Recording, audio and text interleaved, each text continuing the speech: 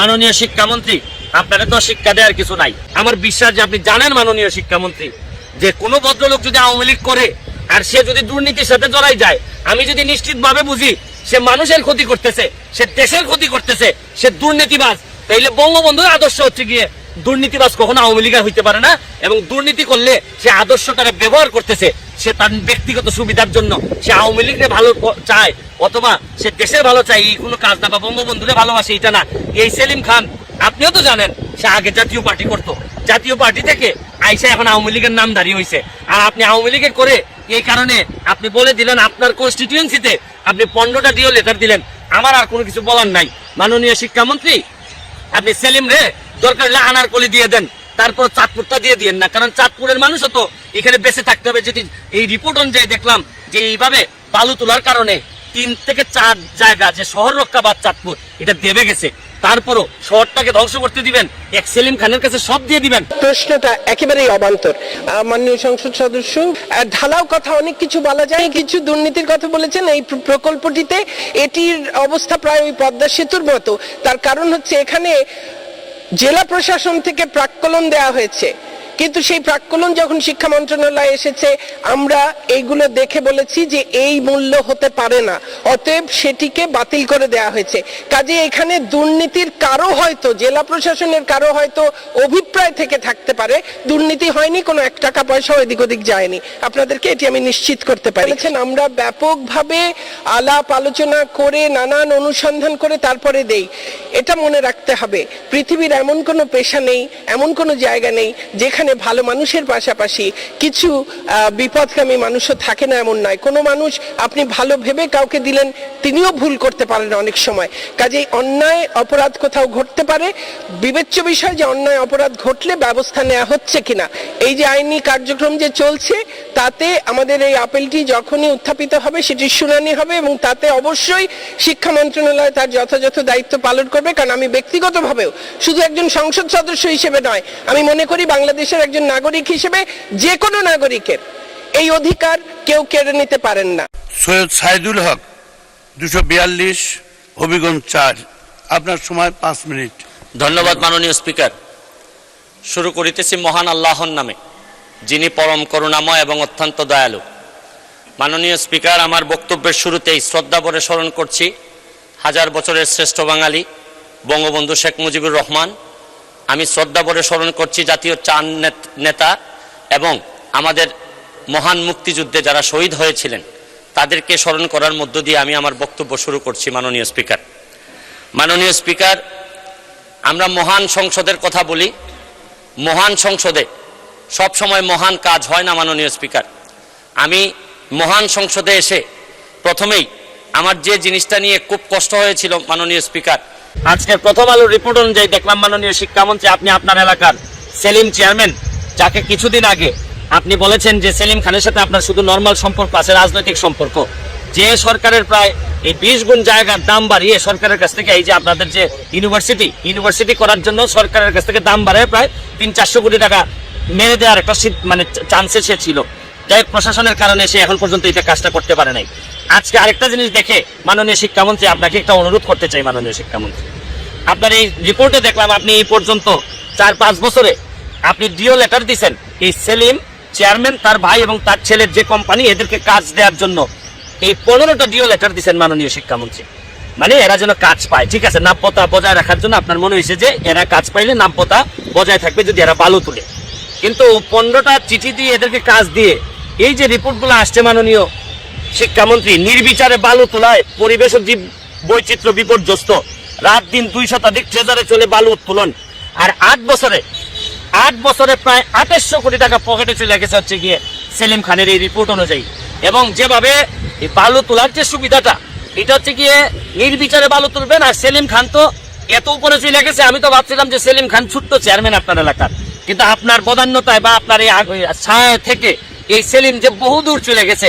2800 কোটি টাকা যদি তার পকেটে গিয়ে থাকে বালুর মারফতি, তাহলে এখন আমি আপনারা যে অনুরোধ করবো যে সেলিম সাহেব একটা জিনিস বলেন যে হে সেলিম, তোমার 15টা ডিও দিছি, এখন আপাতত একটা রিকোয়েস্ট করতেছি সেলিম, একটা ডিও লেটার দিয়ে রিকোয়েস্ট করতেছি যে তুমি বালু নিছো, এখন চাঁদপুরটারে নিয়ে যাও না। চাঁদপুরটারে তো ধ্বংসের দিকে নিয়ে যাচ্ছেন এই সেলিম খান এবং সেলিম খানের পরিবাররা। দেখেন আপনি আশ্চর্য হবেন যে এই সেলিম খান 2800 কোটি টাকা যদি শুধু বালু থেকে বানাইতে পারে, আবার আপনি বলছেন যে সেলিম খান আওয়ামী লীগের লোক, এই জন্য আপনি যোগাযোগ রাখতেছেন।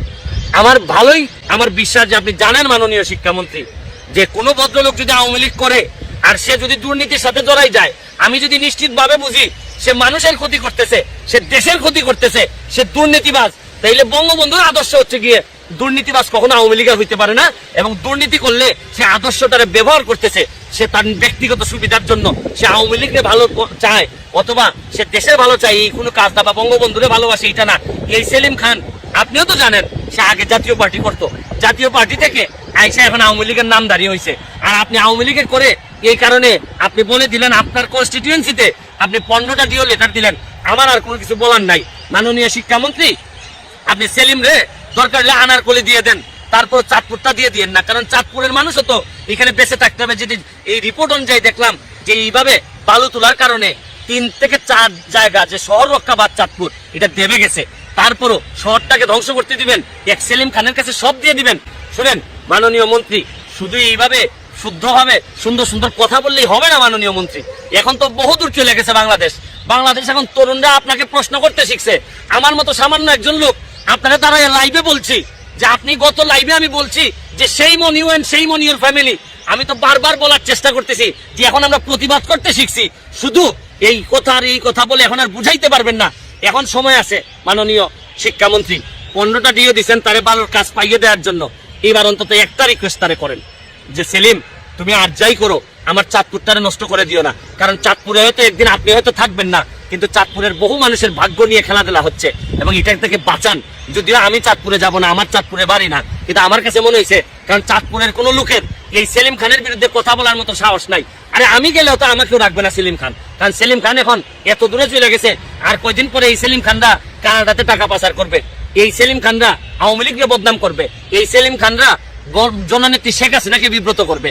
এই জন্যই বলি আমাদের নেত্রীকে বিব্রত করার আগে আপনি একটু সংযত হয়ে তারে একটু কন্ট্রোল করার চেষ্টা করেন। তাহলে আমি জানি না যার পকেটে 2800 কোটি টাকা থাকে সে আপনার কথা কতটুকু শুনবে জানি না, তারপরে আপনার প্রতি আমার একটা অনুরোধ, যদি নাও শুনে তার মাথার উপর থেকে ছায়াটা সরান, নাইলে এই সেলিম একদিন আমাদের জন্য বিভীষিকাময় হয়ে উঠবে পুরা দেশের জন্য। এইভাবেই তো বহু সেলিম বাংলাদেশে এখন রাজত্ব করতেছে। ভালো থাকবেন। আরেকটা কথা বলে দিতে চাই আপনাদেরকে, যারা বালু যারা উঠায় তাদের তো অনেক সুবিধা মাননীয় শিক্ষামন্ত্রী, আপনি তো জানেন না মনে হয়। যারা বালু উঠায় তারা কিছুদিন পরে পার ভাঙা যায়, তখন পা ঠিক করার জন্য আবার কন্ট্রাক্ট পায়, আর এইখানে আবার কাজ পায়, আবার জিও ব্যাগ এগুলোর জন্য আবার কাজ পায়। মানে এরা তো শুধু ব্যবসা আর ব্যবসা, কোনো অসুবিধা নাই, বাংলাদেশ গুল্লায় যাক, কিন্তু এরা ব্যবসায়ীরা আপনার লোকরা ভালো থাকবে এটা কোনোদিনই হইতে পারে না। এটা বঙ্গবন্ধুর আদর্শের কথা না মাননীয় শিক্ষামন্ত্রী। এইরকম শিক্ষা আপনি বাংলাদেশে দিয়েন না, দিলে বাংলাদেশে আর কিছু থাকবে না, কোনো লোক থাকবে না, কোনো মানুষ থাকবে না যাকে নিয়ে আমরা বলবো যে আমরা সোনার বাংলা বানাইতে চাই বঙ্গবন্ধু। ভালো থাকেন, সুস্থ থাকেন। ধন্যবাদ মাননীয় স্পিকার। আসলে দীর্ঘ আলোচনা হচ্ছে, আমার হয়তো বলার সময়টা সংক্ষিপ্ত, সেই কারণে সকলের হয়তো সব প্রশ্নের আলাদাভাবে উত্তর দেওয়া সম্ভব হবে না, কিন্তু মোদ্দা কথা আমরা এতক্ষণের আলোচনায় যে মাননীয় সংসদ সদস্যরা যে বিষয়গুলো উত্থাপন করেছেন সেগুলোকে খুব সংক্ষেপে বলবার চেষ্টা করব। কিছু দুর্নীতির কথা বলেছেন এই প্রকল্পটিতে, এটির অবস্থা প্রায় ওই পদ্মা সেতুর মতো। তার কারণ হচ্ছে এখানে জেলা প্রশাসন থেকে প্রাক্কলন দেওয়া হয়েছে, কিন্তু সেই প্রাক্কলন যখন শিক্ষা মন্ত্রণালয়ে এসেছে আমরা এইগুলো দেখে বলেছি যে এই মূল্য হতে পারে না, অতএব সেটিকে বাতিল করে দেওয়া হয়েছে। কাজে এখানে দুর্নীতির কারো হয়তো জেলা প্রশাসনের কারো হয়তো অভিপ্রায় থেকে থাকতে পারে, দুর্নীতি হয়নি, কোনো 1 টাকা পয়সা এদিক ওদিক যায়নি, আপনাদেরকে এটি আমি নিশ্চিত করতে পারি। 2-1টি ব্যতিক্রম তো যে কোনো সময় হতেই পারে যে কোনো কিছুতে। সেই সমস্যাগুলো সমাধানের জন্য আমরা কাজ করছি। মাননীয় প্রধানমন্ত্রী তিনি অনেক আগে বলেছিলেন যে মনোরোগ বিশেষজ্ঞ বা মনোবিশেষজ্ঞ তাদেরকে এই কাজে যুক্ত করবেন। আমরা প্রক্রিয়া শুরু করেছেন, আমরা ব্যাপকভাবে আলাপ আলোচনা করে নানান অনুসন্ধান করে তারপরে দেই। এটা মনে রাখতে হবে, পৃথিবীর এমন কোনো পেশা নেই, এমন কোনো জায়গা নেই যেখানে ভালো মানুষের পাশাপাশি কিছু বিপদগামী মানুষও থাকে না, এমন নয়। কোনো মানুষ আপনি ভালো ভেবে কাউকে দিলেন, তিনিও ভুল করতে পারেন অনেক সময়। কাজেই অন্যায় অপরাধ কোথাও ঘটতে পারে, বিবেচ্য বিষয় যে অন্যায় অপরাধ ঘটলে ব্যবস্থা নেওয়া হচ্ছে কিনা, এবং যেখানেই এই ধরনের কোনো সমস্যা আছে সেগুলো সাথে সাথেই আমরা তদন্ত করছি, এবং তদন্ত করে আমরা অবশ্যই ব্যবস্থা গ্রহণ করব। কোথাও কোথাও ইতোমধ্যেই ব্যবস্থা গ্রহণ করা হয়েছে। শিক্ষার মানের কথা বলেছেন, আমরা বিশেষ করে বিশ্ববিদ্যালয়গুলোতে ইন্ডাস্ট্রি একাডেমিয়া লিঙ্কেজের কথা আমি এর আগেও এখানে বহুবার বলেছি। আমরা তার মাধ্যমে এই সফট স্কিলস দেওয়ার মাধ্যমে সেই কাজগুলো আমরা করছি। ইনশাআল্লাহ আমাদের দেশের বিশ্ববিদ্যালয়গুলো বিশ্ব র্যাঙ্কিং এ না যাওয়ার অনেকগুলো কারণ রয়েছে, আজকে সময় সংক্ষিপ্ত আমি বলতে পারবো না, তবে আমরা সেই উদ্যোগগুলোও নিচ্ছি যেন এরপরে বিশ্ব র্যাঙ্কিং এ আমাদের বিশ্ববিদ্যালয়গুলো বিবেচিত হয়। আর আমাদের একজন মাননীয় সদস্য বলেছেন যে অনার্স শিক্ষা যেন বন্ধ করে না দিই। হুট করে অনার্স শিক্ষা বন্ধ করে দেওয়ার বিষয় নয়, যত্রতত্র যে কোনো মানে অনার্স মাস্টার্স পড়ানো, সেটির মাধ্যমে সনদধারী বেকার তৈরি করা, এটি জাতীয় উন্নয়ন পরিকল্পনার পরিপন্থী। অতএব যেভাবে বঙ্গবন্ধু বলেছিলেন আমাদেরকে কারিগরি শিক্ষার দিকে মন দাও, সেই দিকটি যেমন আমরা দেখছি, তার পাশাপাশি যে সকল কলেজে অনার্স মাস্টার্স করানো হয় কিন্তু মানসম্মত শিক্ষক বা অন্যান্য অবকাঠামো বা কিছু নাই, সেই সব জায়গায় অনার্স বন্ধ করে দিয়ে, অনার্স মাস্টার্স বন্ধ করে দিয়ে তারা বিএ পাস করবেন, বিকম বিএসসি পাস করবেন, তার পাশাপাশি বিভিন্ন ধরনের শর্ট কোর্সেস করবেন। তো এই ব্যবস্থাগুলো আমরা করছি। আর আমি সময় সংক্ষিপ্ততার জন্য আরো কিছু হয়তো বলতে পারতাম, এখন বলতে পারলাম না। আপনাদের সকলের কাছে আপনাদের মাননীয় সদস্যরা তারা বিভিন্ন ধরনের প্রস্তাবনা দিয়েছেন, নানান ধরনের মতামত দিয়েছেন। আমাদের পক্ষে, শিক্ষা মন্ত্রণালয়ের পক্ষে সকল সংসদ সদস্যের নিজ নিজ এলাকায় শিক্ষা প্রতিষ্ঠান উন্নয়ন সহ নানান কাজে যেখানে যতটুকু সহযোগিতা প্রয়োজন আমরা আন্তরিকতার সঙ্গে সেই চেষ্টা চালিয়ে যাচ্ছি। মাননীয় প্রধানমন্ত্রী আমাদেরকে এই কারণে যথেষ্ট পরিমাণ বরাদ্দও দিচ্ছেন। তারপরেও অবকাঠামো উন্নয়নে আরো কিছু হয়তো বরাদ্দের প্রয়োজন হবে। এই যে আইনি কার্যক্রম যে চলছে, তাতে আমাদের এই আপিলটি যখনই উত্থাপিত হবে সেটির শুনানি হবে, এবং তাতে অবশ্যই শিক্ষা মন্ত্রণালয় তার যথাযথ দায়িত্ব পালন করবে। কারণ আমি ব্যক্তিগতভাবেও শুধু একজন সংসদ সদস্য হিসেবে নয়, আমি মনে করি বাংলাদেশের একজন নাগরিক হিসেবে যে কোনো নাগরিকের এই অধিকার কেউ কেড়ে নিতে পারেন না। আপনাদের সকলকে অনেক ধন্যবাদ। আমি এর কোনোটি গ্রহণ করতে পারছি না। সকলকে ধন্যবাদ জানিয়ে মাননীয় স্পিকার, আপনাকে ধন্যবাদ, আপনি আমাকে বক্তব্য রাখার সুযোগ দিয়েছেন। জয় বাংলা, জয় বঙ্গবন্ধু। এবার সংসদে শিক্ষামন্ত্রীকে চরম ধুলাই করলেন ব্যারিস্টার সুমন। যেখানে অন্যায় দুর্নীতি সেখানেই ব্যারিস্টার সুমন ভাইয়ের সাহসিকতার প্রতিবাদ, হোক সেই এমপি মন্ত্রী, কারো রক্ষা নাই ব্যারিস্টার সুমন ভাইয়ের কাছ থেকে। আজকে তো পুরো সংসদ কাঁপিয়ে তুলল, আর প্রধানমন্ত্রীও খুব খুশি হয়েছেন তার বক্তব্য শুনে। কিভাবে সাহসিকতার সহিত প্রধানমন্ত্রীর সামনে সংসদে শিক্ষামন্ত্রীকে চরমভাবে অপমান করলেন তার দুর্নীতি নিয়ে। কোন এমপি মন্ত্রীকে কি দেখেছেন এইভাবে প্রতিবাদ করতে? কোথাও পাবেন না দর্শক এমন মানুষ। সুমন ভাই একজন সাহসী বীর পুরুষ, শিক্ষামন্ত্রী একজন দুর্নীতিবাজ, তারই প্রমাণ পাওয়া গেল আজকে। সত্যি ব্যারিস্টার সুমন ভাইয়ের প্রতিবাদের কারণেই সত্যের জয় হলো আজকে। সবাই আজকের এই ভিডিওটি বেশি বেশি শেয়ার করে সকলকে দেখার সুযোগ করে দিন।